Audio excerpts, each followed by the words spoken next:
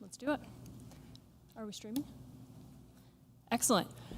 Well, good afternoon and welcome to the Republican Primary Gubernatorial Candidate Forum for a discussion of economic priorities and principles. I'm Theresa Foxley, President and CEO of EDC Utah, and I'm joined by my friend, co-host, and co-moderator, Derrick Miller, President of the Salt Lake Chamber. We are streaming live today from the Grand America Hotel in Salt Lake City. Before I turn the time over to Derrick, I'd like to share with our audience that we are in adherence to the recommended moderate risk guidelines and protocols provided by the state during today's forum. Each person with us on site is under strict orders to practice social distancing of 6 feet, to wear a mask as much as possible, and adhere to the gathering requirements. Thanks, Theresa. This forum will focus on economic recovery from COVID-19, as well as longer-term growth strategies for the state, issues that are top of mind for all Utahns. We plan to be here for about 90 minutes. Let me introduce our candidate participants, and then Theresa will explain the ground rules. In alphabetical order, please welcome Lieutenant Governor Spencer Cox, former Speaker of the House Greg Hughes, former Governor John Huntsman Jr., and Business Executive Thomas Wright. Gentlemen, congratulations and thank you for joining us today. We look forward to your insights and to a lively discussion. Candidates, we will refer to each of you by your last name for the remainder of this forum. The format is as follows. Starting from the audiences, or in this case, the virtual audiences left to right, we will ask each candidate to explain in 4 minutes or less their plans to accelerate Utah's recovery from the economic effects of this pandemic. For that question, we will start with Mr. Cox, and we will finish with Mr. Huntsman. For the second question, we will ask the candidates to explain their longer-term vision for growing the economy of Utah. We will start with Mr. Hughes and finish with Mr. Cox, asking each candidate to take another 4 minutes for their answer. At the end of each candidate's long-term vision, the moderators will ask a follow-up question based on either their immediate or long-term visions. Each candidate will have 2 minutes to respond to that follow-up question. Those questions will be asked to the candidates, picking up in the order where we left off in round 2, i.e. Mr. Wright, Mr. Huntsman, Mr. Cox, and Mr. Hughes. We should emphasize that we are on a tight time frame today. Because we don't want to interrupt candidates in a way that may be perceived as unequal, we will turn off each candidate's microphone at the end of the time allotment. This is not out of disrespect for the person speaking, but rather a sign of respect for all of the candidates. Please accept our apologies if we are forced to do this. Our third and fourth rounds of questions were curated from suggestions that came in from the members and investors of the Chamber and EDC Utah. In other words, these are top-of-mind concerns for the business community. We have randomly drawn and assigned 4 different questions for round 3. We will start that round with Mr. Huntsman and finish with Mr. Wright. Each candidate will be presented with a different question this round and will have 2 minutes for their answer. In round 4, we'll start with Mr. Cox and finish with Mr. Huntsman. Each candidate in round 4 will have the same question to answer, plus 1 additional minute for a total of 3 minutes should they wish to address a topic raised in round 3. The 5th round is designed to allow candidates the opportunity to back up and support their proposed policies. We have asked each candidate to submit a question for each of the other candidates. We have randomly drawn from those questions and will anonymously pose 1 question to each candidate submitted by a fellow candidate. That round will start with Mr. Hughes and conclude with Mr. Cox. And finally, time permitting, we will conclude this forum by allowing each candidate to give a brief closing statement. That round will start with Mr. Wright and conclude with Mr. Hughes. Timekeepers ready? Candidates ready? Let's start with round 1. Mr. Cox, the impact of COVID-19 has been deep and acute. What is your plan for recovery? Thank you, Derrick. And ladies and gentlemen, it's a pleasure to be here with my fellow candidates tonight. It's been far too long since we've been in a room together. It's an honor to be with you. I hope your wives and children are doing well.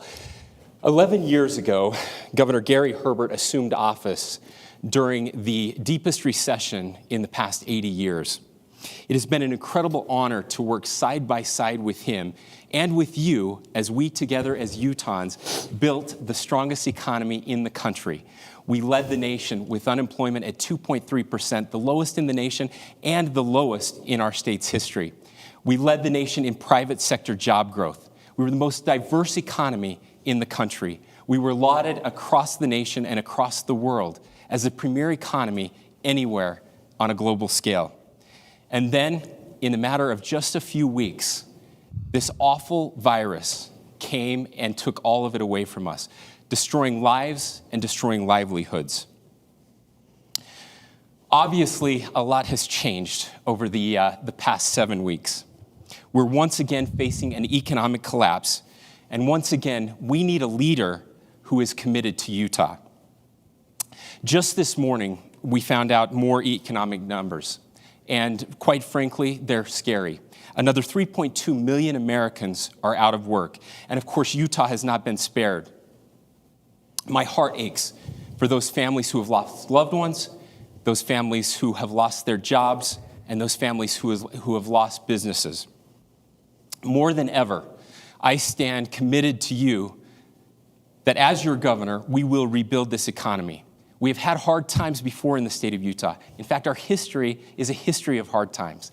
But as Utahns, we will do what we always do, and that is rebuild together. The good news is that there is an economic recovery plan. Immediately upon facing the threat of this virus, we did two things. We brought together the best and brightest minds in the state to focus on the health crisis that was immediately at hand.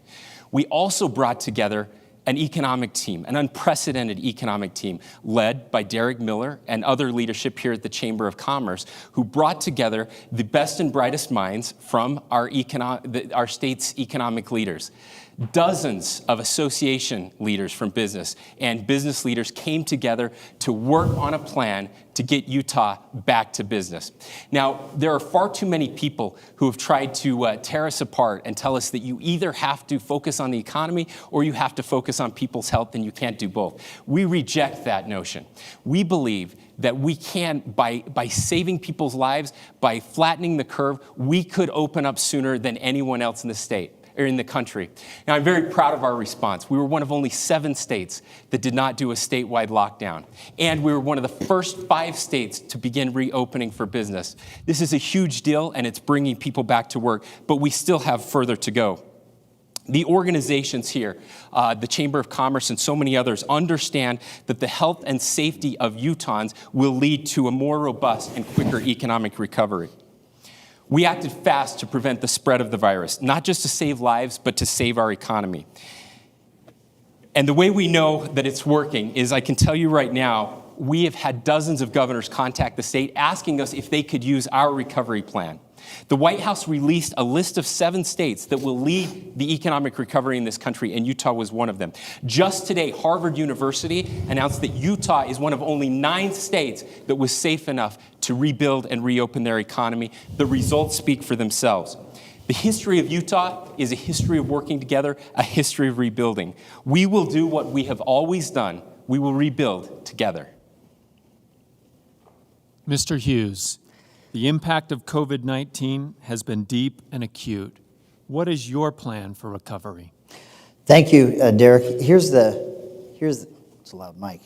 I think we're in unusual times, and sometimes when it's time to lead, you have to have uncomfortable conversations. And this is going to be one of those uncomfortable conversations that I think in this campaign as candidates we need to have. But we're going to have this with the citizenry as well, Utahns. I don't know if anything you just heard by way of this plan reflects the lives of the people who were forced from their jobs to go home, from the businesses that were asked to be shut down, not by an economy that slowed down, but by government's heavy hand. I don't know if how this rosy recovery or the first state to recover is actually impacting the lives of the people that live in this state. And I would argue that it doesn't. And I'd tell you that we have a lot of states and a lot of governors that argued that the impact to the economy and what it meant to the economy to not have commerce occur, and your Get Back to Work plan being hand in glove part of your public safety plan. We had governors calling for this in mid-March. We had time to absolutely not do one without the other. And when I hear all these people that somehow got together and came up with a famous plan. And by the way, you're the Chamber of Commerce. The word commerce is in your name, okay? I'm going to tell you right now that we have bills that people face in their households, in their businesses every 30 days. You have overhead, you have payroll, you have a mortgage to pay, you have other expenses. How is that being contemplated? How is that being planned for? If it was that we were supposed to have the government, the federal government, print enough money, well, we saw how the first tranche of money, the $2.2 billion went.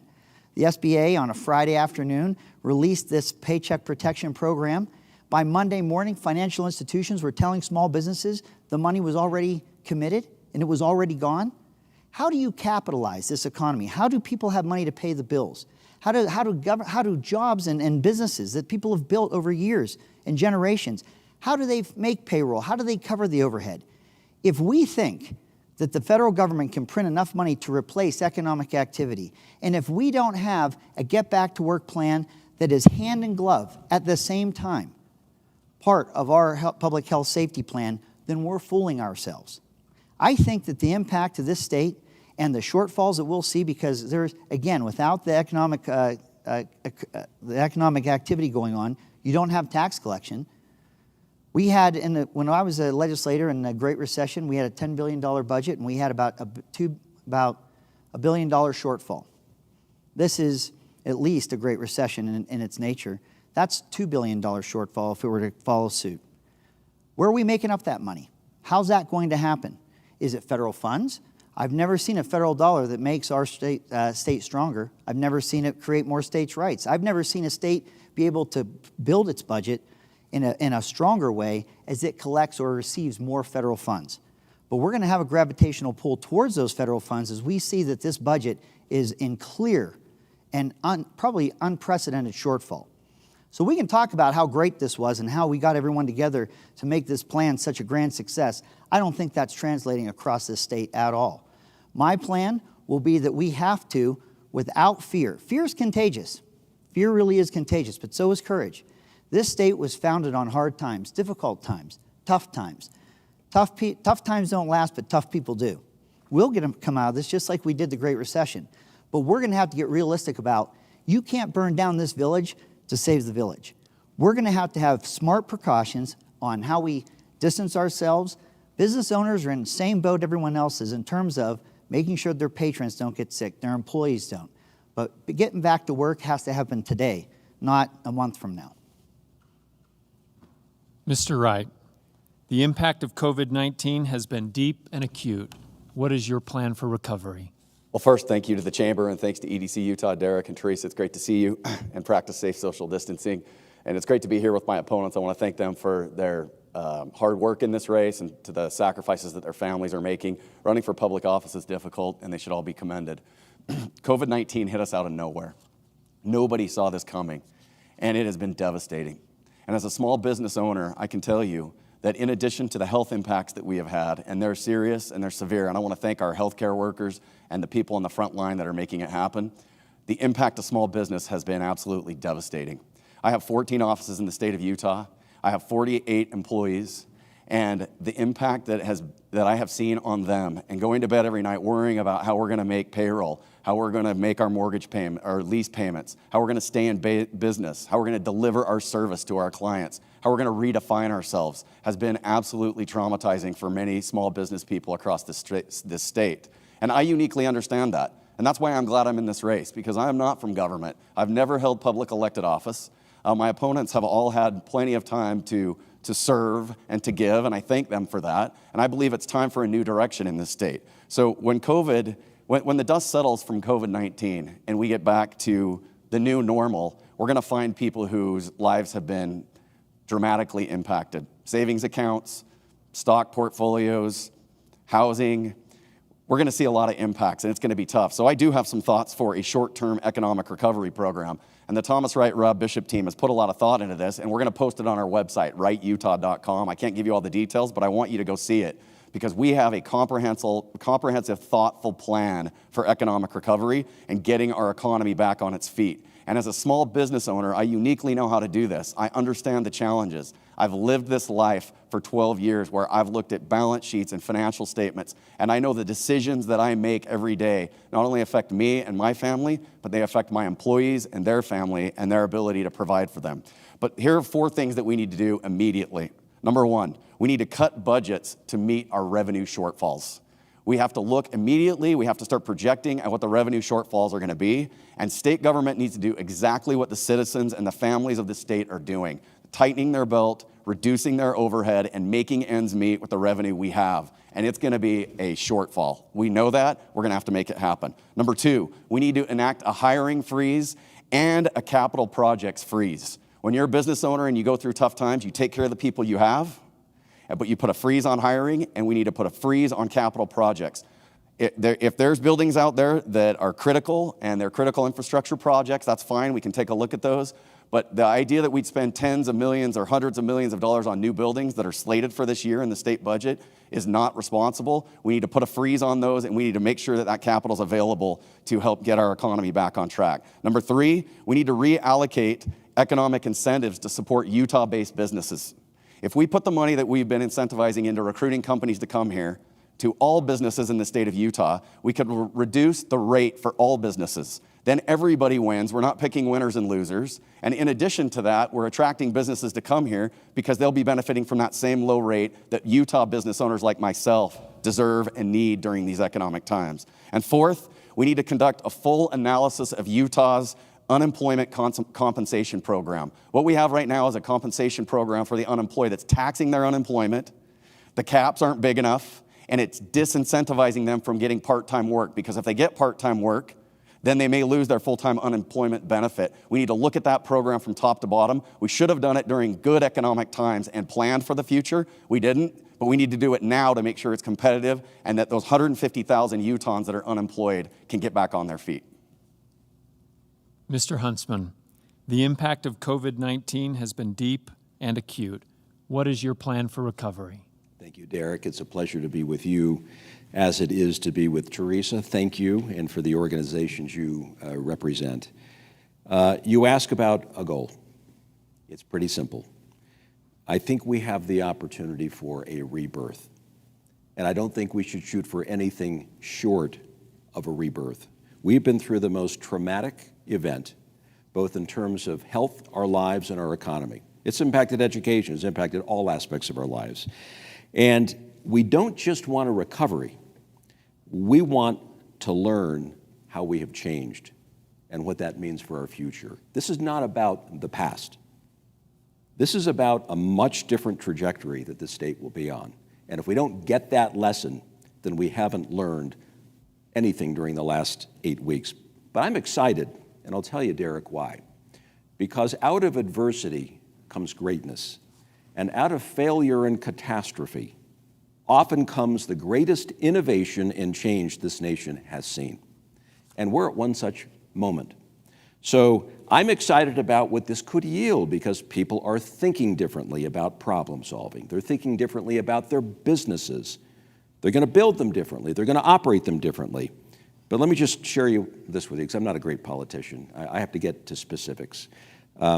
And let me also mention Michelle Kafusi, my great running mate, who was mayor of Provo, who I've learned so much from. She's on the front lines of all of this, getting the work done in one of our most important cities, and I'm truly grateful for her. And condolences to all of those who have lost loved ones in this calamity of ours. But number one, thank you to small business, because they're the unsung heroes. They're 90% of our base. They've hung out that sign, closed for business, they've turned out the lights, and they've gone to explain it to their families, and sometimes in inexplicable ways. So thank you to small business. Number two, we don't need lectures. We don't need more working groups. We don't need green, yellow, red indicators. We need cash. That's what businesses need, plain and simple. We need to take money out of the rainy day fund on an emergency basis and help through a line of credit that we can give to small businesses. Number three, we need to work with our terrific banking community to help bridge the gap, because they have access to cheap capital, 25 basis points through the Fed window, and they can do creative things in terms of deferring and becoming more flexible in terms of repayment schedules, also providing additional working capital, critically important. 4, tax holidays. How about creatively using property and sales taxes to get people through the next few months? I mean, this is cash to them. This is what they need. They don't need more lectures about the future. Number 5, payroll tax incentives that we could create for those who keep employees on the payroll. Because at the end of the day, our clarion call to small business should be keep people on the payroll. That's where they belong. This is a short-term problem we're up against. We need a short-term solution. If people are let go, then chances are we're going to run the risk of structural unemployment longer term. And finally, we need to get in the business of retraining people who are not going to be able to go back to their previous jobs, who are middle-aged, down on their luck, perhaps suffering from mental health issues, that are going to need the kind of retraining that will give them hope and a sense of purpose to get moving again. So short term, if we're able to accomplish some of that, I'd be a very happy man. Thank you, Mr. Huntsman. Let's move on to round 2. Mr. Hughes, once we recover, what is your long-term vision for growing the state's economy? This changes. I think this COVID-19 and this pandemic changes how you view a long-term plan. I think the long-term plan has to be fast-tracked. One of the things the Chamber has let out on in the past is developing a Utah Port Authority here in the state. We got it on the statute. We have a Port Authority with a board. This presents an incredible opportunity for our state where we know that there's a global supply chain. We know that it's strong. I think what we're learning from COVID-19 is that we want to be a stronger manufacturer. We want to create more things than we might receive by way of imports. No state in the union has greater transportation infrastructure advantages than the state of Utah. It's not one location or one area. It's a system of U.S. custom bonded ports that if you have rail that comes from every port, which we have inland ports in the United States east of the Rockies, we have inland ports around the world. And what they are is a logistics solution where you have a bottleneck of ships and container ships coming in to these ports that are unable to come in and getting imports and exports going. Those inland ports by rail create a relief where you can have that inspection for items coming in as well as exports going out inland, and it creates a more efficient system. That system also creates an ecosystem for the economy and economic growth. That means that on coastal ports as well as inland ports, we have seen the economies grow. We've seen manufacturing created, the suppliers that would be part of that manufacturing. When you understand that in every coastal port in the West Coast, every one of those rail lines, thanks to the Intercontinental Railroad coming through Utah, every one of those coastal ports comes through the state of Utah. If you see our road system, I-15 starting in Alaska, going through Canada, the western United States, and through Mexico, 3 countries in one road. I-80 going across and I-70. We have an incredible opportunity to be having that system of U.S. custom bonded ports. That's not a long-term play in terms of a decade from now. We have to do this quickly. We have a Uinta Basin that is in terrible straits due to the barrel actually being more valuable than the oil or crude inside of it now with the world economy and with crude. They need that relief right away. That county is suffering right now. People are losing their jobs, and county commissioners are reaching out without even an understanding of how to deal with the economic impact happening in that county now. That would be a great county to begin a system of U.S. custom bonded ports and begin there. I asked Jack Hedge, who's the executive director, I said, I'm too impatient for a blue ribbon panel to last a decade. I want to be able to tell voters, I want to tell people in town hall meetings that in the first 2 years of a 4-year administration, we would have the first of a system of U.S. custom bonded ports operable. So the first of a system would be operable in the first 2 years. He said it would be hard. I didn't want to lie. So I said, it has to be true. Can we do it? He said, it'd be very hard, but yes, we can do that. So that's something we would fast track and do, I think, as fast as we can. The way you do it also, when we talk about the congestion and all the quality of life issues that we see along the Wasatch Front, where 80% of the population lives, where most of the job growth has occurred over time. When we say that this state's population is going to double and by the year 2050, I don't know that it's sustainable in just 4 counties in a 130-mile valley that is hyper-focused. Our infrastructure investment of water, rail, and roads throughout this whole state, or throughout the whole state and these counties, some counties having never seen economic growth, When we do that, I've met these county commissioners, I've met people in these town hall meetings. They know what economies they have if they can get to market, if we can lower those barriers. We do that right away, and then with the inland ports, we create that ecosystem for the economy to grow even more. That keeps those kids living where they grew up, and our kids don't have to leave out of state. They could go there instead. Thank you, Mr. Hughes. Mr. Wright, once we recover, what is your long-term vision for growing the state's economy? Great question. I loved the conversation we've had about the short term, and it's nice to kick to the long term now. I've broken my long-term strategies into 3 different categories. And again, it's on the website. I've always not cared for candidates that promoted their website on a debate, but now I know why they do, because there's just no way you can go over so many things in this much detail.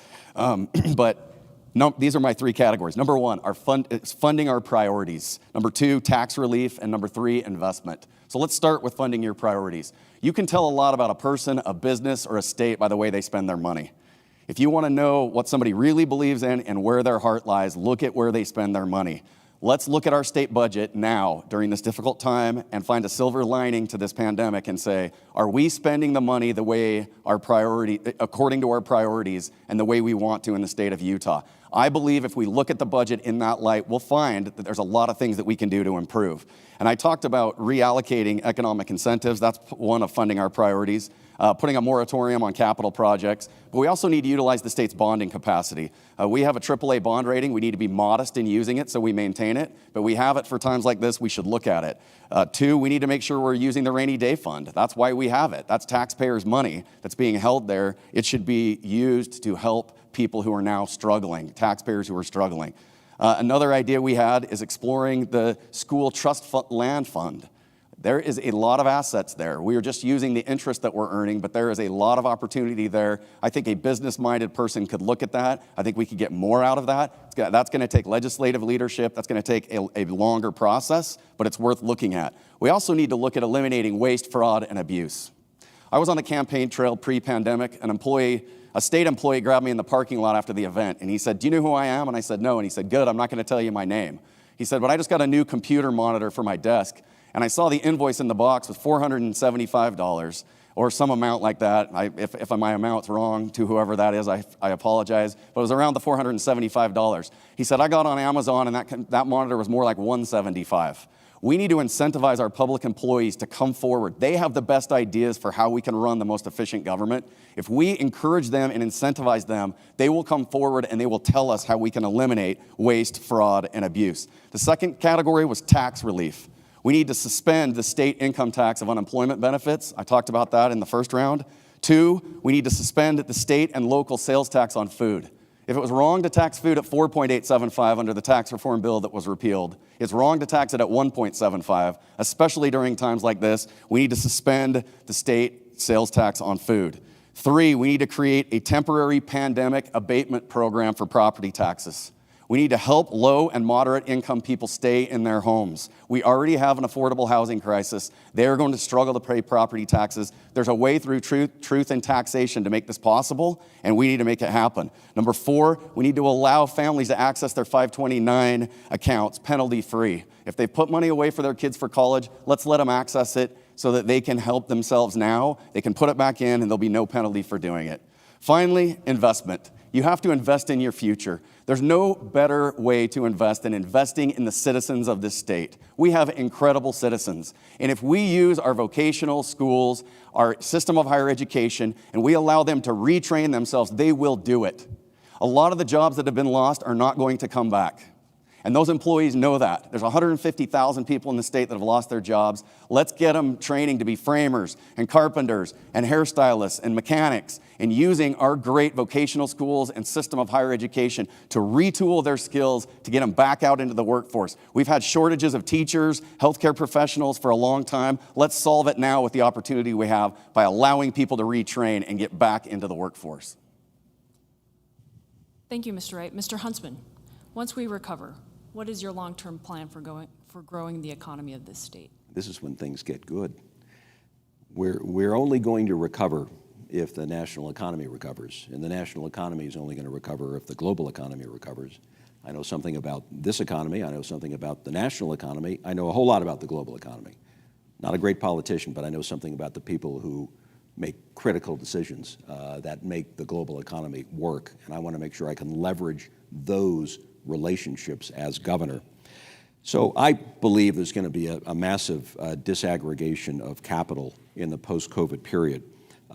Capital that was allocated for safe investments, originally thought to be safe investments, China, for example, I think that capital is going to be redeployed somewhere else.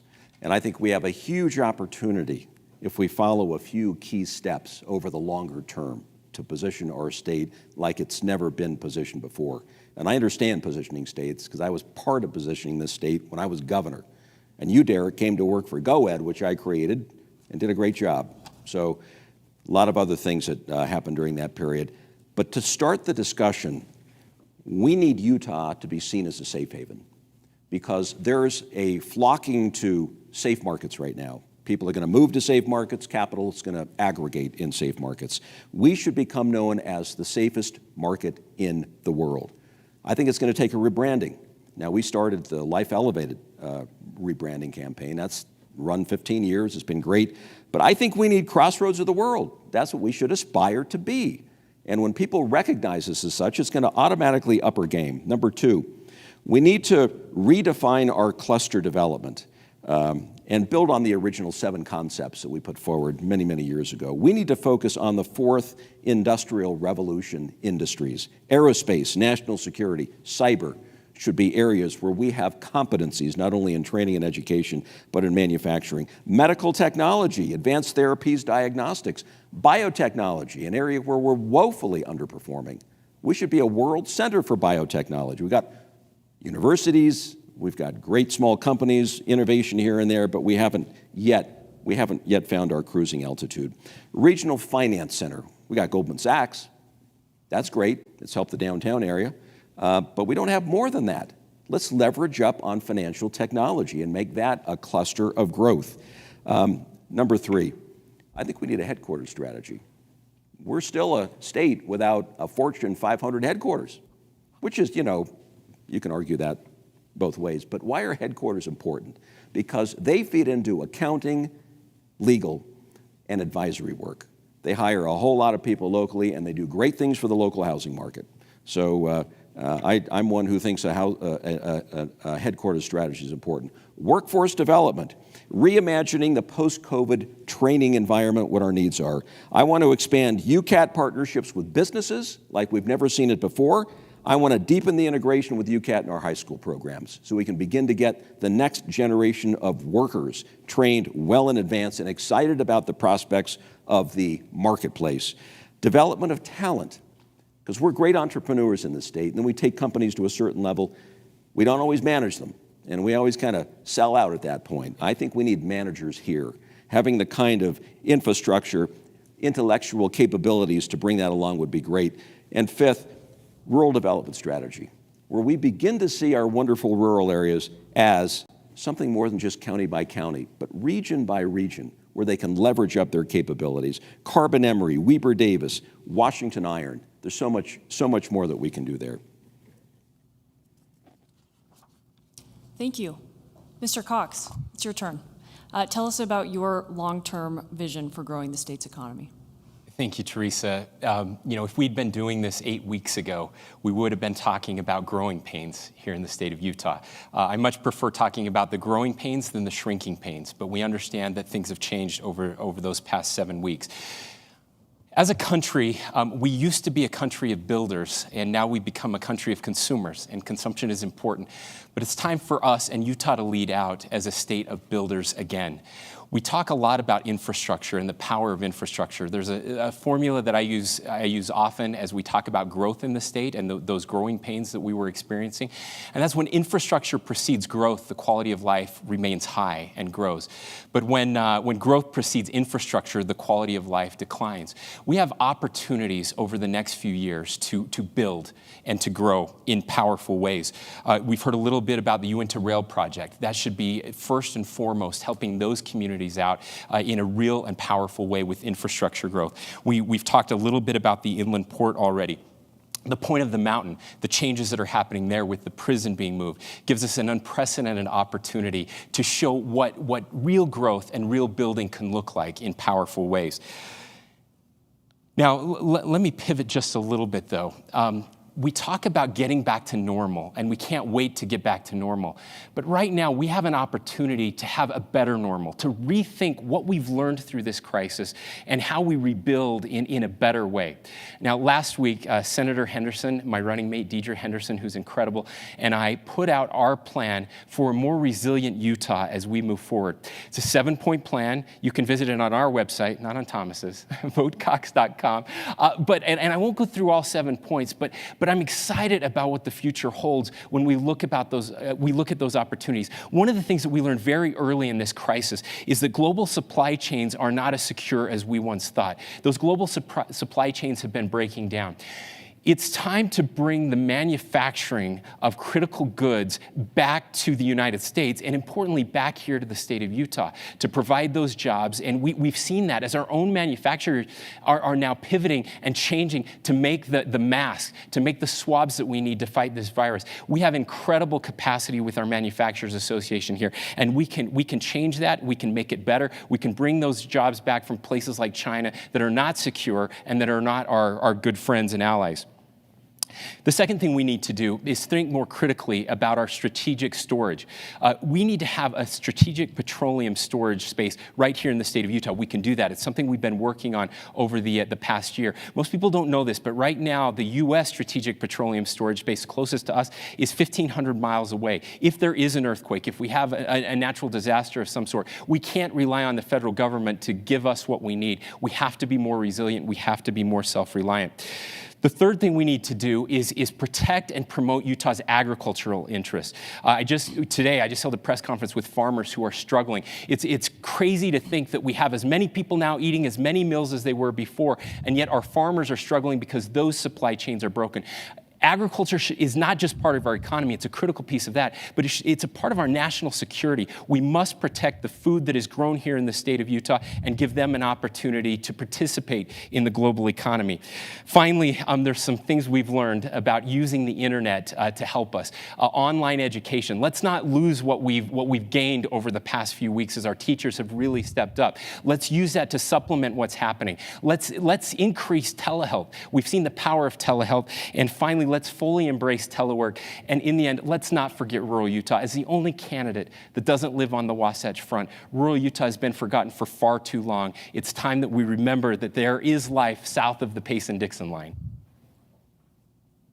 Thanks to each one of our candidates for your answers. We now have an opportunity for a follow-up question, unique and specific to each one of you.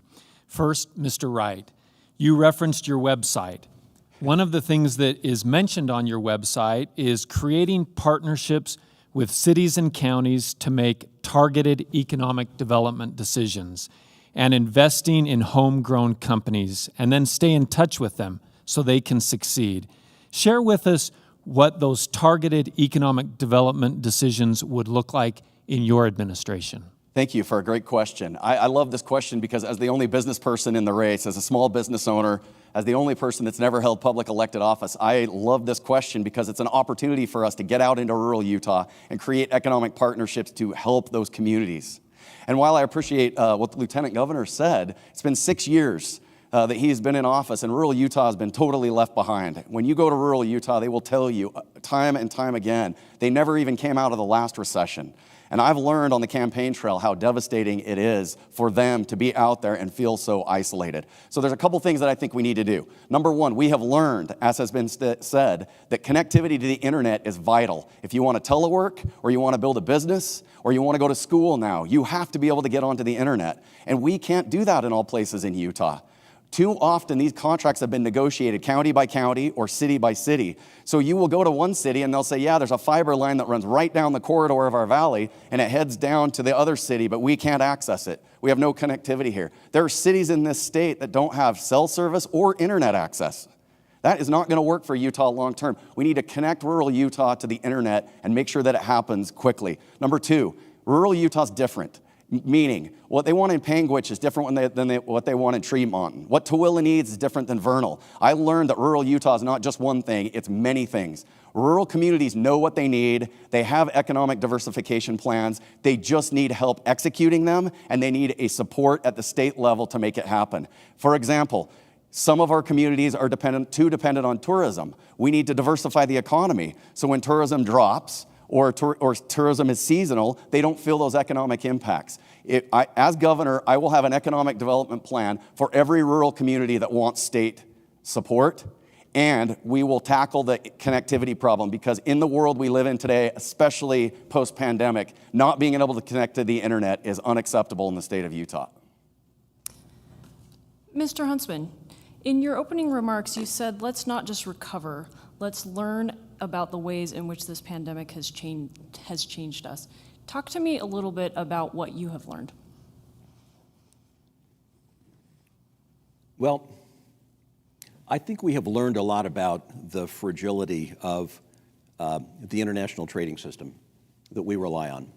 So our agricultural sector is 20% of our state's GDP, and they do a great job. And I worked with them as governor to get product in places like Korea, Japan, China, Taiwan. And with the Asian markets down, the wool producers aren't able to export their product, obviously, because nobody's buying in the textile mills. So the interconnection is very real. But what I think we've realized now more than ever is that we have to be a safe haven. I'm getting back to my original thesis here. A safe haven for capital and for ideas and for brainpower. We can make it happen here. Not that this is going to be the final marketplace for all manufacturers or all entrepreneurs, but I think with the supply chains being broken up in China, I know about some of these things. I used to serve on the board of Caterpillar and Ford Motor Company and Chevron. I've been part of the decisions that have made these supply chains real. I understand the intricacies of these supply chains. The disruption is going to occur, and they're going to be looking for new safe havens in which to invest. And I think it never dawned on me to this extent, and nor this rapidly, that we would be confronted with an opportunity that makes me very excited about the state going forward. Picking up some of those pieces of the disrupted supply chains, bringing them here, matching them with labor, matching them with communities, matching them with training programs is a really exciting thought. They're going to go somewhere because China has lost trust. It's lost the trust factor with a lot of people. And so I think the shifts are going to be pretty seismic economically. Somebody's going to get that outflow of capital, that outflow of investment. I want to be it. And I want to make sure we're prepared to receive, but it's coming a lot faster than I ever would have thought. That's one thing. Mr. Cox, you've been critical at times about Utah's corporate recruitment incentives. What are your thoughts about these programs in light of our current situation and the job losses that have come as a result of COVID-19? Thank you, Derrick. Incentives have a role to play. Now, in a perfect world, we would get rid of all corporate incentives, and every state would be able to compete on the same foothold. And by the way, doing that, Utah wins every time. Now, we recognize that other states are often giving away cash incentives to entice businesses to move or expand in their regions. When I've been critical of our incentives right now, there were a couple reasons for that. Of course, unemployment was at 2.3%. The biggest problem that we had in the state was finding enough workers for the jobs that were already available, especially on the Wasatch Front. Now, why then would we give big tax incentives and breaks to companies to entice them to come here when most of them were coming here anyway? And that's where I have been critical and continue to be critical.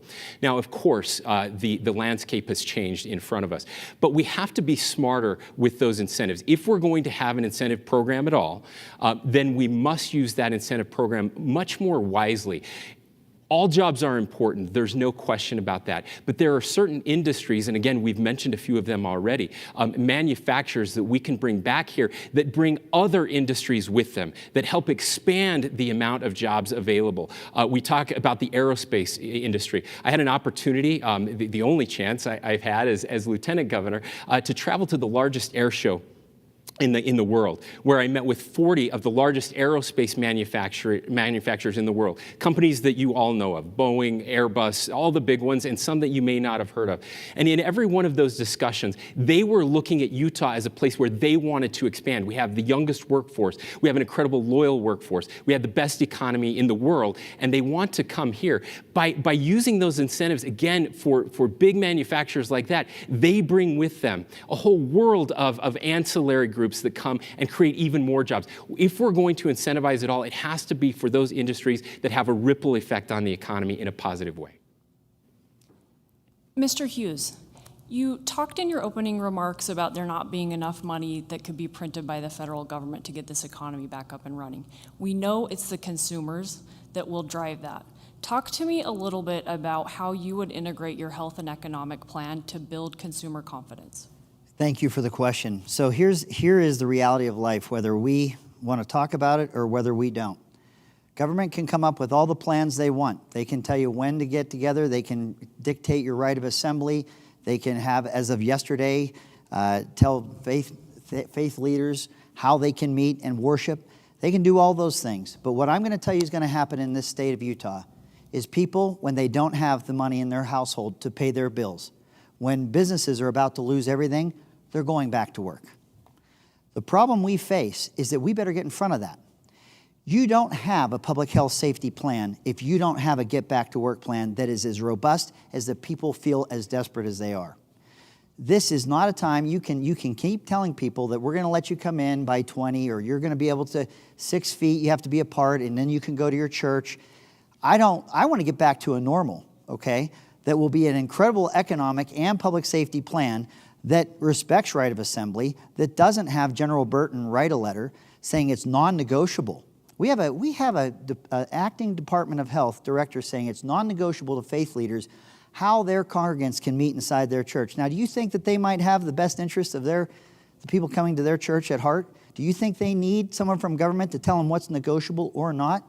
You got 3 county commissioners in Washington County elected by the people looking to get their community back to work. You have this same General Burton saying he disapproves of their model and their plan with their doctor, their physician, as the head of their health department. Okay? We have to get real about this. We can keep having these state-heavy plans, but if we want a public health safety plan that promotes and gets this economy started again, we got to get back to some of those normalcies of constitutional liberties, as well as letting the people, especially those that have elected those commissioners and those locally elected people, to do the job they've been elected to do. Let's move on to round 3. As a reminder, each candidate will receive a separate question, starting with Mr. Huntsman. We are fighting a war against a virus and its devastating health and economic consequences. But we know how we will get past this. We know we will get past this. And once we do, what is tomorrow's war and how should we prepare for it? It's a thoughtful question. We know so little about the war that we've been waging, and I have to offer kudos to our state of Utah colleagues for doing their best, because nobody wants to fail when lives are on the line, and I think that's important to recognize. There may have been shortcomings in terms of relationships along the way, or insufficient support for small business, or overly burdensome paperwork for people coming into our state. But by and large, everyone's tried to do their best, and I think that should be saluted. We're going to get through this, and this is why my whole thesis of a rebirth is so exciting, because we shouldn't fear this moment in history. We should embrace it. This is what America's built for. This is what our state's built for. That's what entrepreneurs and innovators are built for. They dream for market disruption so they can do something different, and they can go counterwise to conventional wisdom. So as we go forward, I'm guessing there will be other types of epidemics, maybe, that become pandemics, and it, of course, has to do with the geography covered, the difference between an epidemic and a pandemic. And I think we're going to be smarter and better able to deal with that going forward. But I think the biggest challenge we're going to have in terms of the next virus is the virus called intellectual property theft, because the Chinese have learned how to steal people's intellectual property, and it is the greatest cancer now invading our system of innovation, job creation, and business. And the fact that the president has taken after China on this very subject, I think is really important, but we're going to have to be more vigilant than ever before in terms of protecting what it is we do here, what it is we innovate here, and what it is we manufacture here. Mr. Cox, in February, Utah's unemployment rate was at 2.5%, which left many sectors of our economy struggling to find qualified employees. As of today, approximately 8% of Utah's working population has applied for unemployment benefits. As governor, what will you do to help Utah's workforce recover, to ensure that our human capital is globally competitive, and to encourage job growth and capital investment in Utah?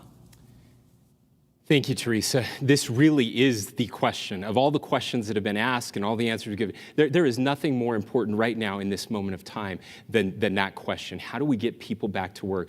There are a couple pieces of this that are important. Over the past few years, we've been reimagining what education can look like here in our country. One of the biggest mistakes that we've made is this idea that every kid needs a bachelor's degree. Of course, that's important and it's a wonderful thing, but it's led to two very serious problems. One is, of course, that a bachelor's degree in college is not for everyone. Our young people have different capacities and different opportunities.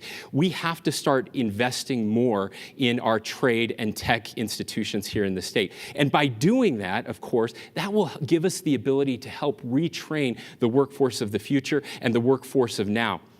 Look, one of the concerns, and going back to the last question, the war that we're going to be fighting, it's the same war that we were fighting before. It's going to be worse, though, and that is mental health issues, opioid addiction, deaths of despair. These are economic deaths, and they were here before this disaster hit and struck. They're going to be here after, and so we must continue to invest in those institutions, in those tools to give people an opportunity. Look, work is an eternal principle. Work makes people healthy. Work makes people happy. And there is dignity in all work. And so now we have this opportunity to realign our work. We've been working with the Department of Workforce Services to do an analysis, not just on unemployment, but on every sector of the economy and how high the unemployment is in those sectors. Some sectors of our economy are actually doing very well. The technology sector is one of those. Silicon Slopes and others, fastest growing sector of the economy, fastest growing in the nation. We have an opportunity now to retrain a workforce, get them retooled quickly and get them those jobs that are available so that they can participate in the modern economy and Utah can lead the nation going forward. Mr. Hughes, Utah was built with a sense of community and with collaboration. However, national trends have shown that there was plenty of social distancing because of partisan politics before the phrase became part of our health lexicon. If elected governor, how will you foster the social capital and collaboration of our state for economic benefit? Thank you. Great question. This isn't just what my position is as a candidate. I think it's my track record as a public servant, a member of our state House of Representatives, and as Speaker of the House. I think we had some tough issues in our state that we confronted. Religious liberty and anti-discrimination. Finding common ground with very disparate groups, I think, was very hard. It was one of the hardest things we did in that 2015 session, with a big session that was. And we found common ground and brought people together. We've done this on Operation Rio Grande, where we've had people experiencing homelessness. We have this national trend of warehousing people, which is inhumane and allows people to be preyed upon by those that cartels, drug cartels, the lawlessness and things like that. Largest multi-jurisdictional effort since the Winter Olympics.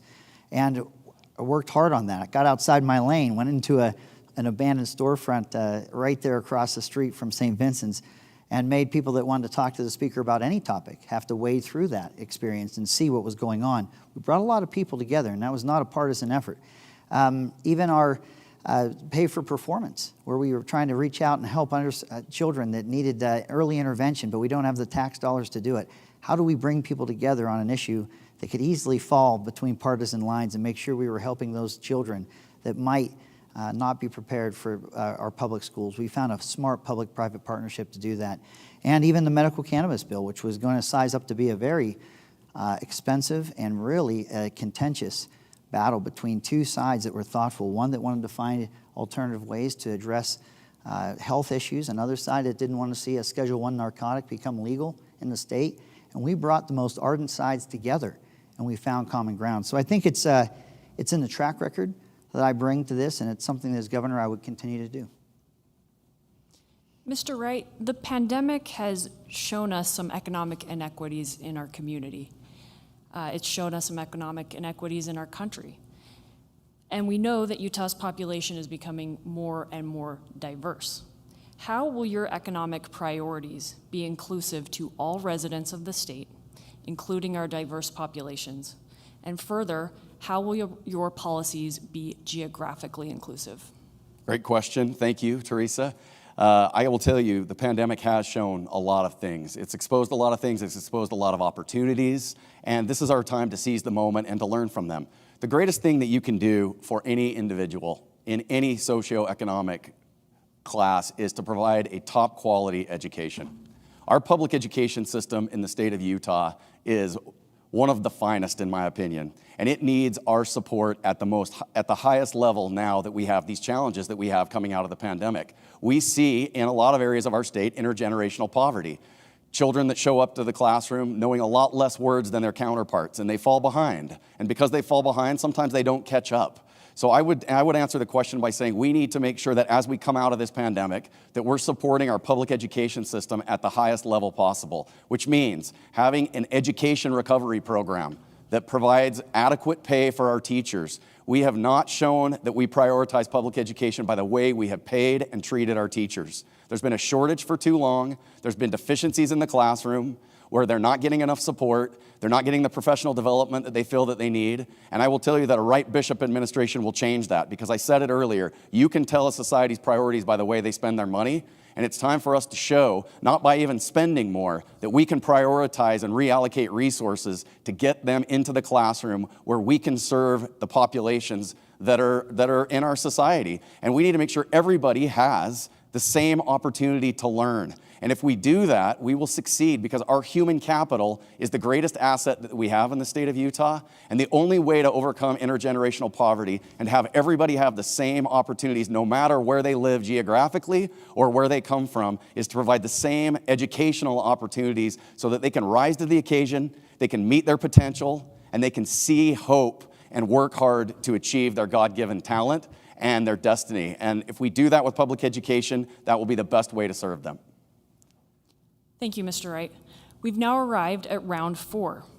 As you may recall, each candidate gets the same question in this round, but we are adding an extra minute to their time allotment should they wish to address any of the topics that arose in round 3 addressed to their other candidates.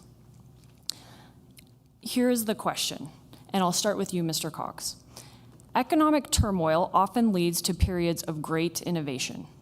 As businesses work through this crisis, they are focused on not only how to save their businesses, but also how to come out of this stronger, leaner, and more strategic. Why are you the person to help Utah's economy and government do the same? How will you make Utahns feel safe, economically secure, and confident in our future? Thank you, Theresa. I feel very fortunate to have this opportunity. Some people may not know this, but I ran a telecommunications company for 10 years during the Great Recession, and we doubled in size during that Great Recession. I was also the Sanpete County Commissioner during the Great Recession. We were able to balance our budgets without raising taxes.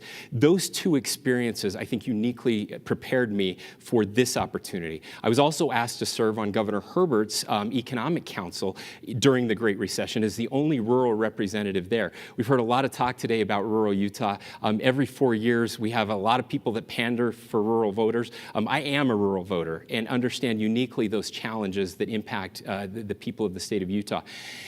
And through those experiences, I've learned a couple things. What I've learned most is that government is not going to bring us out of this recession. Government was never designed to solve all of our problems. That's one of the mistakes that we make, is this concept that as governor, I'm going to go out there and I'm going to magically solve all of the problems.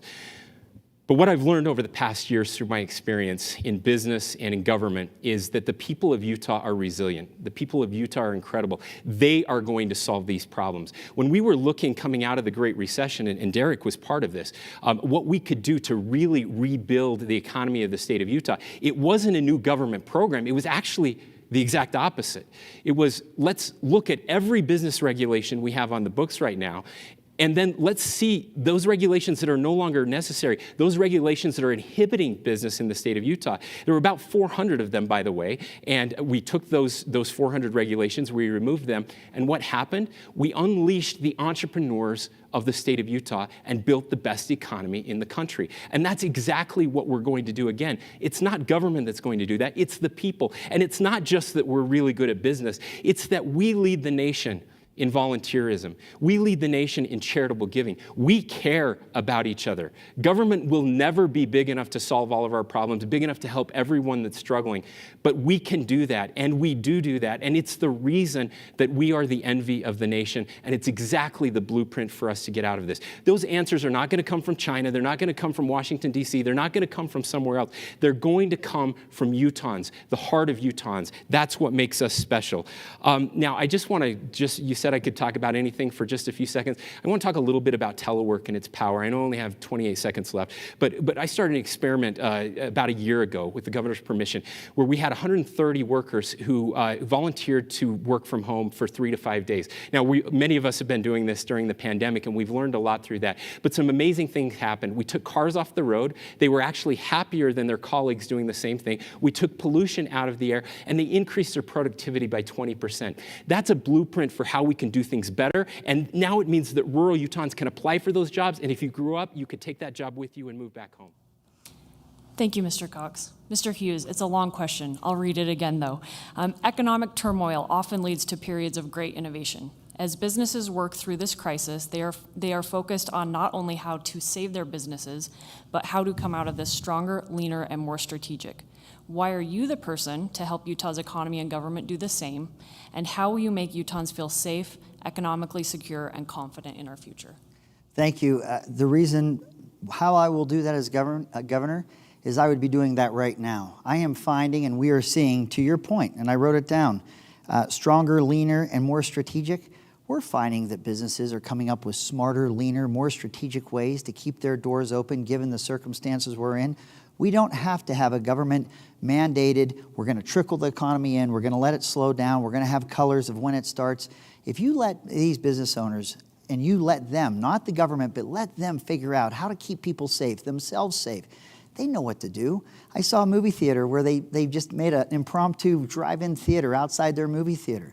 You have so many smart solutions that are being done to try and understand this new climate we're in with a virus we don't have a cure for, or we don't have a vaccine for. It's a different time. It will change consumer behaviors. But my full faith is in the people of this state. And I know that you don't have to send them letters, draconian letters, telling them what they can or can't do.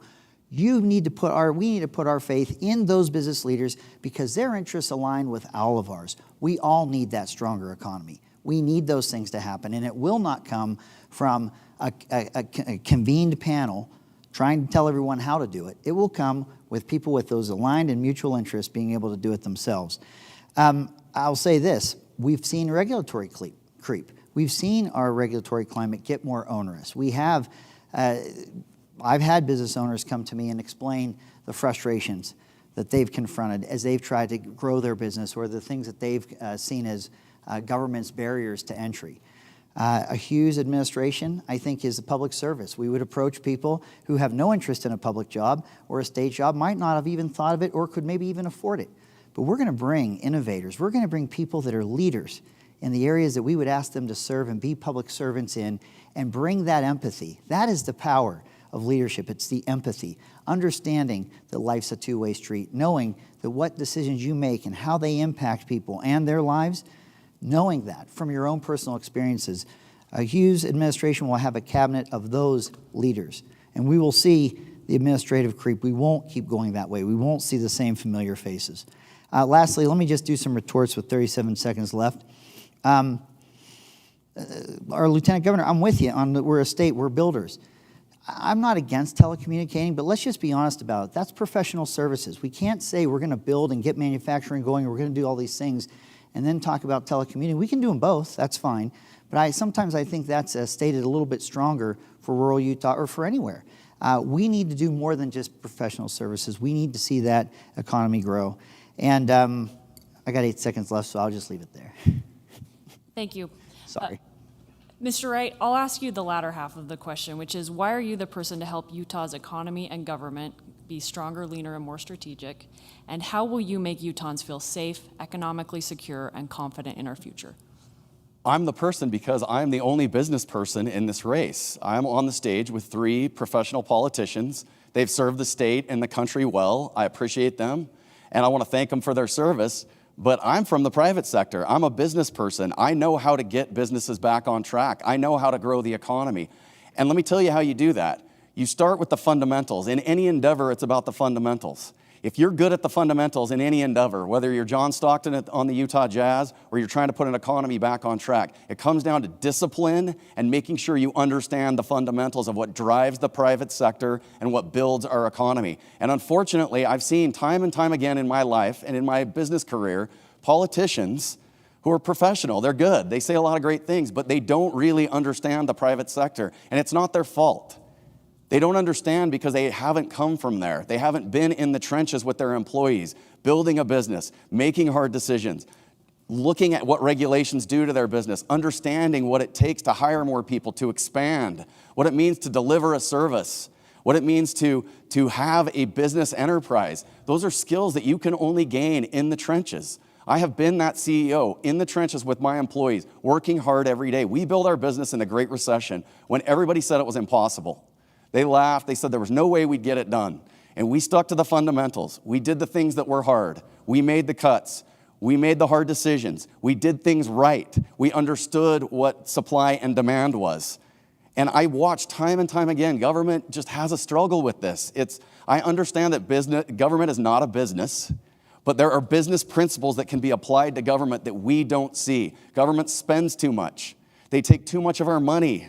They expand programs. They hardly ever cut programs. If we want to instill confidence in citizens, the best thing to do is get back to those fundamentals. And it gets back to my short-term economic recovery plan. And that is go line by line through this budget, cut out the waste, make sure that our spending matches our priorities, and make sure that the citizens of Utah have confidence in us as leaders. There's nobody better to do that at this time in the state of Utah than the business person in this race. A business person will understand how to rebuild this economy faster than a politician. And I'll just close by saying, I'm going to prove when I'm elected governor that you don't have to be from rural Utah to care about rural Utah. Rural Utah has been left behind for a long time. And if I applied that same logic that, every 4 years we talk about rural Utah but nothing happens, you have to care about rural Utah, you have to live there to care about it, well then that would mean that the people that live in rural Utah don't care about the Wasatch Front, and I would never make that assertion. I care about rural Utah because those are Utahns, and they deserve equal support to the citizens along the Wasatch Front. And with my Lieutenant Governor, Congressman Rob Bishop, who lives north of the Davis-Dixon line and is from rural Utah in Box Elder County, we're going to prove that we care more about rural Utah than any administration the state's ever seen. Thank you. Mr. Huntsman, why are you the person to help Utah's economy and government emerge from this stronger, leaner, and more strategic? And how will you make Utahns feel safe, economically secure, and confident in our future? Well, thank you for the question. Because I've worked on issues that have brought about greater economic strength and resiliency. And that's been recognized. People might say they don't like a thing or two that I've done, but nobody will tell you that we did not hit a home run as it relates to our economic vitality agenda. So I think that there are going to be a couple of things that will be important as we go forward. One will be ensuring that we have adequate capital for expansion, because confidence comes with businesses that are stable and that are growing. Companies that are stronger get there because they're able to present a business plan, they're able to operate in ways that attract capital. There's probably $1 trillion floating around in the marketplace today between venture capital and private equity. We have, last I looked 2 days ago, we have probably less than half of what Colorado has. So why is this important? It might just be a statistic that nobody cares about. It's important to me because it is a lifeblood for any business that gives it strength, that gives it confidence, that allows its people who are operating it to know that they're going to have a better tomorrow. I also think that a combination of business and government experience is really important. You know, I've been criticized for taking a call from my president to go overseas to work. Some people will never forgive you for that. A lot of people think it's pretty great. And here's why I think they do. Because you learn a lot when you are out serving your country as an American, when you're learning about new markets and new opportunities and connectivity with the state, where I worked with on all kinds of issues related to exports coming out of Utah, business problems that we were resolving. So I think coming out of a background that is both familiarity with the key markets of Asia, key markets of Europe, namely Russia, and an ability having run the state before, where we got a lot of kudos and accolades, best state for business, on and on and on. Probably, I would hope, and I'm not very good at promoting myself, but I would hope that there would be enough there to say, Huntsman's maybe learned more than he knew before. And that may have some applicability here. And our state might benefit from those relationships and those connections that are going to be critical.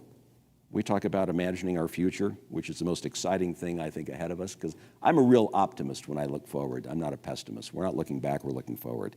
I think they will contribute enormously to the key things of getting capital into the marketplace and keeping our brain power and attracting additional brain power, the lifeblood of making any kind of economy work. We've now arrived at round 5.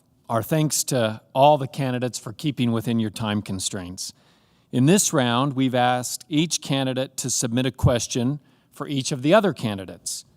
We've randomly drawn from those questions and will anonymously pose one question to each candidate submitted by their fellow candidates. This round will start with Mr. Hughes and conclude with Mr. Cox. Mr. Hughes, in your 16 years as an elected politician, as a state representative, member of the Executive Appropriations Committee, the House Legislative Expense Oversight Committee, the Legislative Audit Subcommittee, Speaker of the House, and on the Legislative Management Committee, what would you say is your greatest accomplishment? Well, that's a nice question. It's a daunting one. I will tell you that, look, it's hard to pick one, but I will tell you that I think the first year when I was Speaker of the House, it was 2015, and that was a year where I was the new kid on the block. We had a governor that had been there for a while. We had President Niederhauser had been the Senate president, and I was kind of the new guy.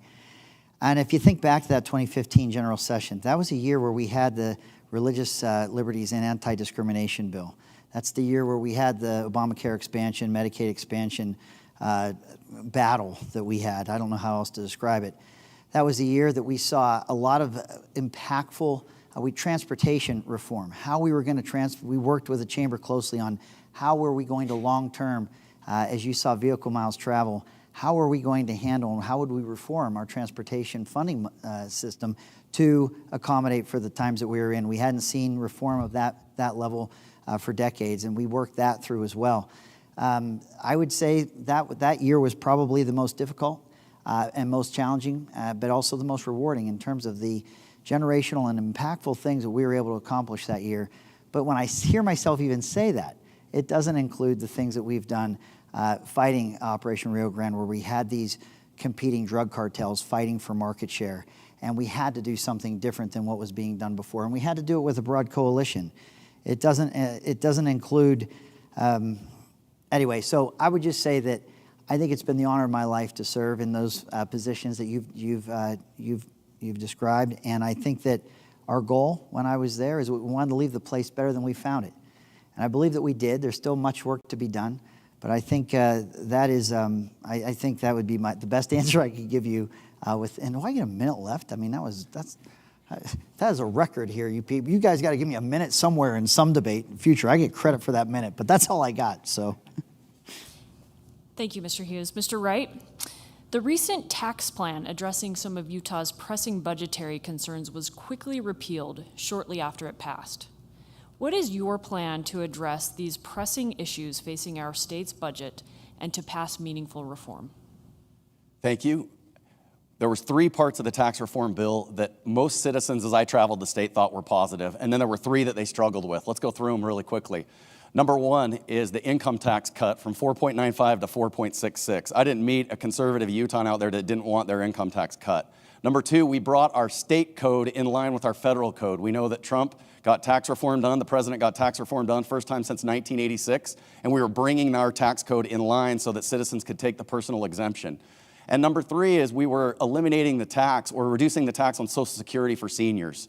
People really like that. I say we, I wasn't a member of the legislature, but the state was attempting to reduce the tax on Social Security. And I didn't meet anyone that didn't think that was good for seniors that are on fixed incomes that are struggling to make ends meet with rising costs. The 3 things that people struggled with were, number 1, the sales tax on food. I addressed that earlier. If it's wrong to tax food at 4.875 under the bill that was repealed, it's wrong to tax it under at 1.75 under the current law. I think it should be put to 0. The second thing people struggled with was the gas tax.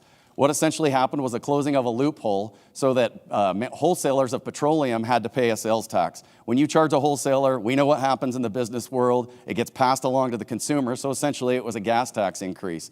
And finally, the third thing that people struggled with was the sales tax on services.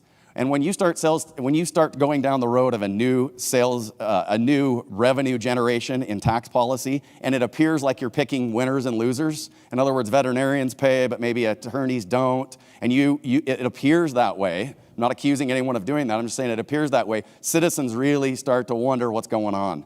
So at the end of the day, there was 2 big problems that were trying to be tackled with tax reform. Number 1 is we've been taking $700 million from the general fund to fund transportation. And the reason we've had to do that is because we know the gas tax has been declining because our fuel efficiency is going up and there's more electric and hybrid vehicles on the road. This is why you need somebody new. This problem has been building for a long time. It was never addressed. There was plenty of people on this stage that could have addressed that along the way, and it didn't happen. Second, the income tax is constitutionally earmarked for education.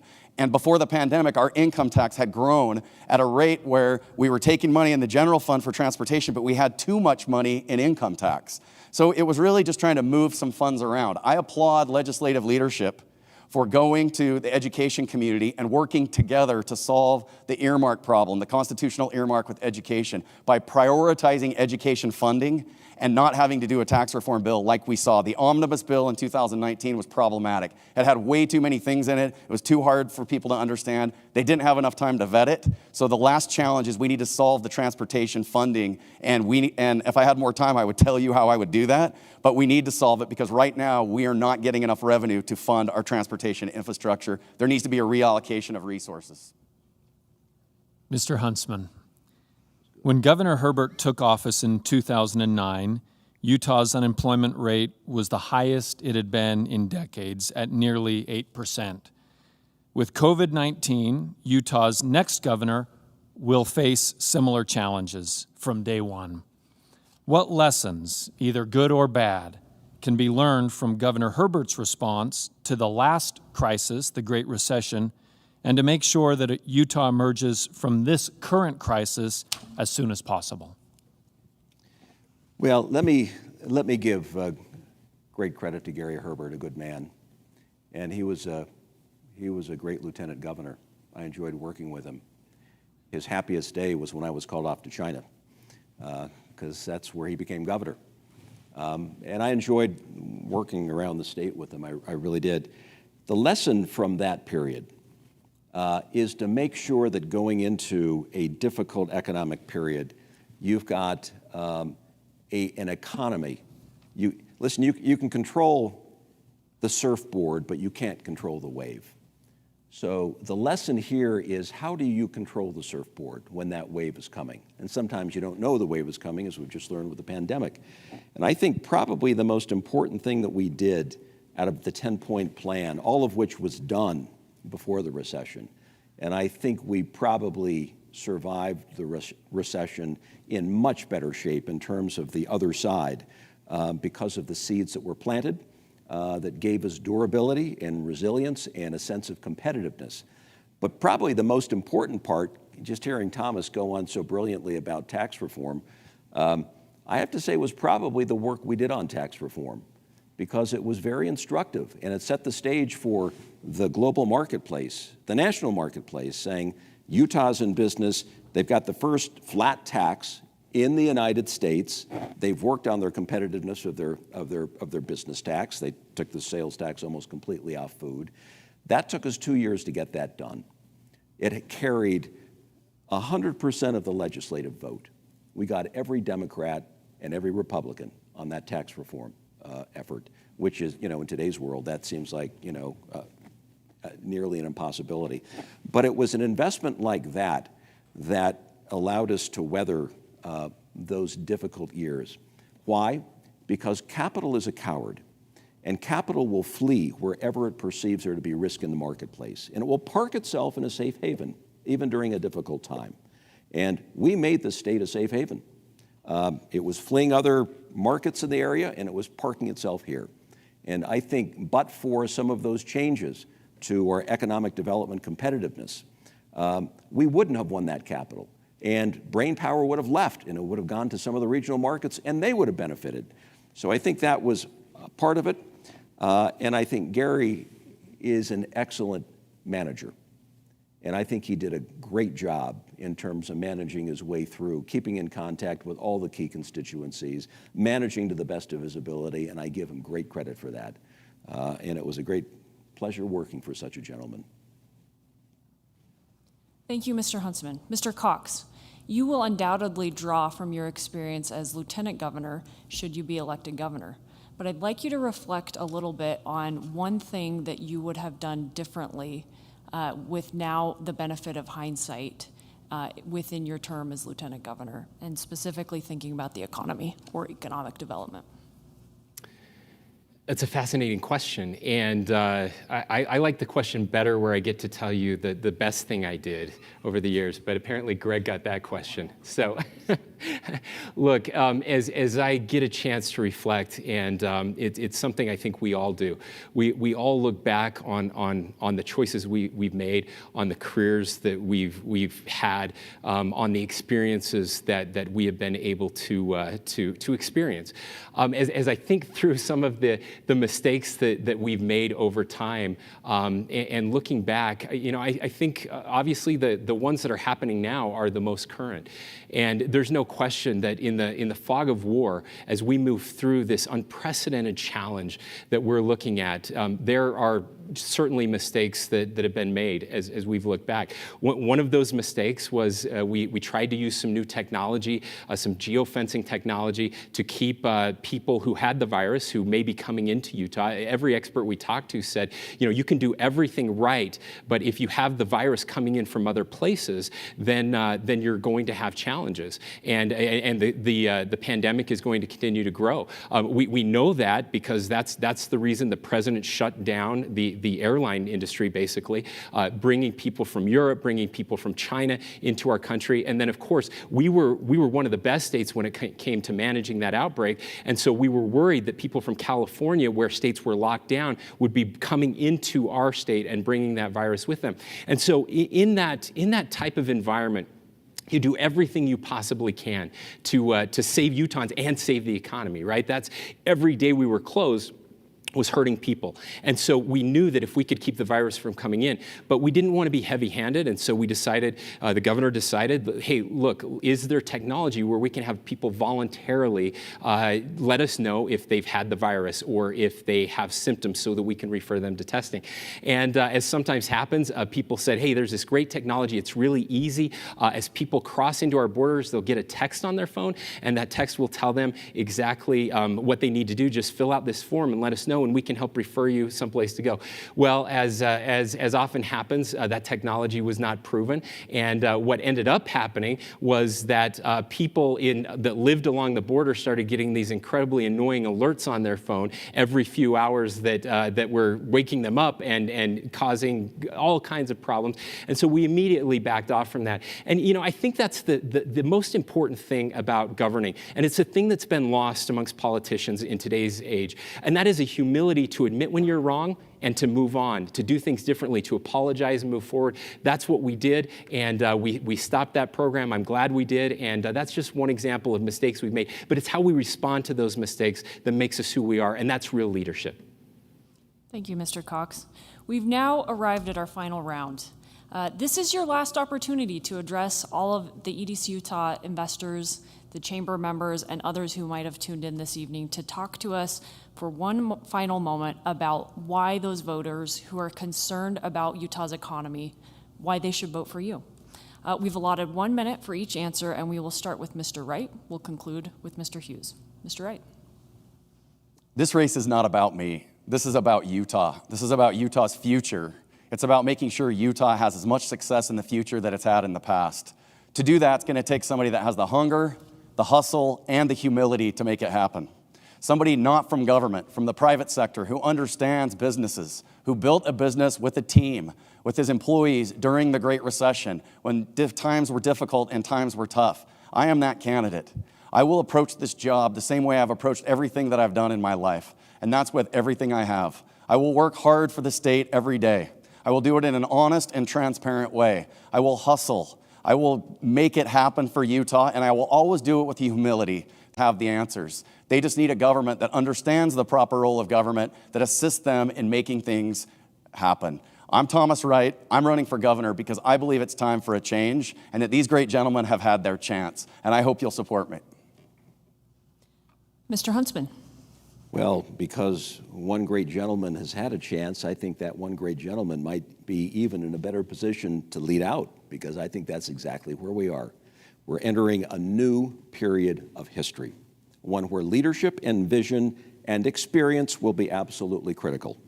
And for those who think, well, the propaganda out there is, well, Huntsman will leave, no such luck.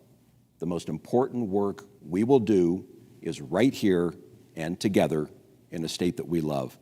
But finally, let me just say that I want the work that I do, both campaign-wise and if we're lucky enough to get elected, to inspire and strengthen trust. Because we have a trust deficit now in this state and in this country when it comes to believability in our institutions and our leaders. And I want that to change, because the next generation is only going to be as successful as they're able to rally and band together and get important things done for their communities. And trust is a cancer when there's lack of it. So I want to make sure that I'm focused on that as well as just running a good race. Thank you. It's a great honor. Thank you, Mr. Huntsman. Mr. Cox. Ladies and gentlemen, over the past 6 years, I've had the opportunity to serve as your lieutenant governor, and it has been the honor of a lifetime. I appreciate Governor Herbert's willingness to choose me, a kid from Sanpete County, to carry on this legacy. When we set out to run for office, my wife and I made a decision to visit all 248 cities and towns in Utah, something that hasn't been done. We made it to 205 of those before life as we know it changed. And for the other 43, we're on our way. Don't worry, we're going to make it back. I've had an opportunity to serve as your lieutenant governor. I'm proud of our record. I would hold what we have done over the past 6 years up against any other administration anywhere in the country. Together, we built the strongest economy in the country, and together we're going to do it again. Senator Henderson and I are here. We've always been here, and we aren't going anywhere as we stick together to build the most robust economy and make this life the best it can possibly be for the citizens of Utah. Thank you so much for your support, and we look forward to your vote. Thank you, Mr. Cox. Mr. Hughes, with the final word. Thank you. I just want to say that I approach a lot of these issues as a small business owner. Our state constitution wisely has a legislative branch that's part-time. It doesn't pay the bills. What supports my family is my small business. I have to make a payroll. I have to make overhead, or cover overhead. So that's what informs me as having been a public servant, but also as a business owner. I'll just say we've talked about some tough issues here tonight. And we're in unprecedented and tough times. And sometimes you'll have those tough conversations, which we've had. But I think that what I love about this state is that we don't buckle. You can have the social media storms. You can have the special interests threaten your election. You can have the media attack your every move and motivation. But I've been through those moments. I know that we've stood firm and that we've accomplished a lot of important things. What you get in me is I don't buckle. The sky's the limit. We can do a lot with work and grit. If you elect me as your governor, if I earn your support, together we'll get it done. Thank you. That concludes our Republican primary gubernatorial candidate forum. We thank the candidates for their time. We thank them for their passion and concern for our state.